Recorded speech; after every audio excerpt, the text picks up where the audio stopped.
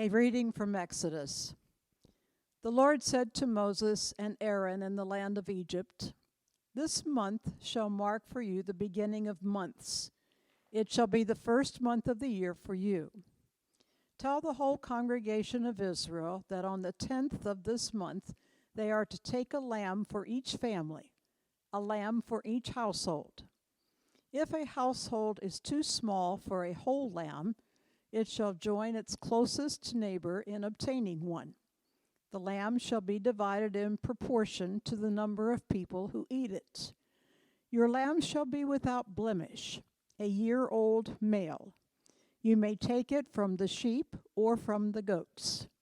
You shall keep it until the 14th day of this month.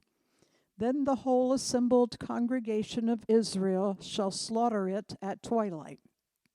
They shall take some of the blood and put it on the 2 doorposts and the lintel of the houses in which they eat it. They shall eat the lamb that same night. They shall eat it roasted over the fire with unleavened bread and bitter herbs. Do not eat any of it raw or boiled in water, but roasted over the fire, with its head, legs, and inner organs. You shall let none of the remain until the morning. Anything that remains until the morning you shall burn. This is how you shall eat it: your loins girded, your sandals on your feet, and your staff in your hand. And you shall eat it hurriedly. It is the Passover of the Lord. For I will pass through the land of Egypt that night, and I will strike down every firstborn in the land of Egypt, both human beings and animals. On all the gods of Egypt I will execute judgments. I am the Lord. The blood shall be a sign for you on your houses where you live. When I see the blood, I will pass over you, and no plague shall destroy you when I strike the land of Egypt. This day shall be a day of remembrance for you. You shall celebrate it as a festival to the Lord. Throughout your generations you shall observe it as a perpetual ordinance."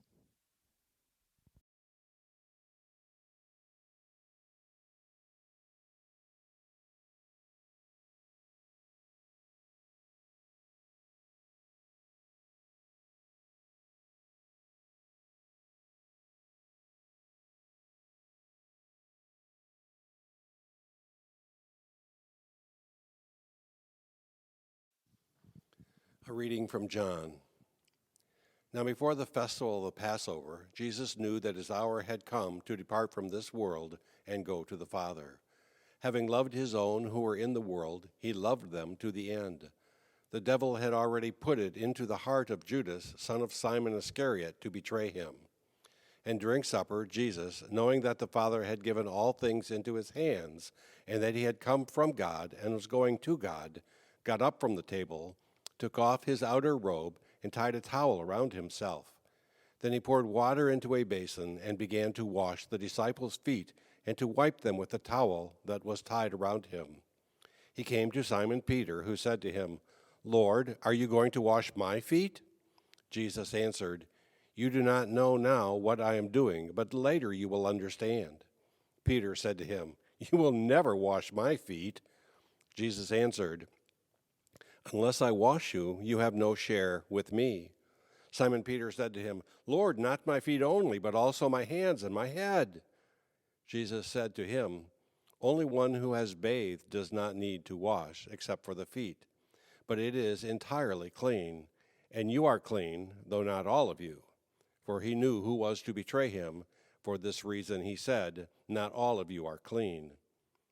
After he had washed their feet, had put on his robe and returned to the table, he said to them, "Do you know what I have done to you? You call me teacher and Lord, and you are right, for that is what I am. So if I, your Lord and teacher, have washed your feet, you also ought to wash one another's feet. For I have set you an example, that you also should do as I have done to you. Very truly I tell you, servants are not greater than their master, nor are messengers greater than the one who sent them. If you know these things, you are blessed if you do them. When he had gone out, Jesus said, "Now the Son of Man has been glorified, and God has been glorified in him. If God has been glorified in him, God will also glorify him in himself, and will glorify him at once. Little children, I am with you only a little longer. You will look for me, and as I said to the Jews, so now I say to you, where I am going, you cannot come. I give you a new covenant, that you love one another. Just as I have loved you, you also should love one another. By this, everyone will know that you are my disciples, if you have love for one another."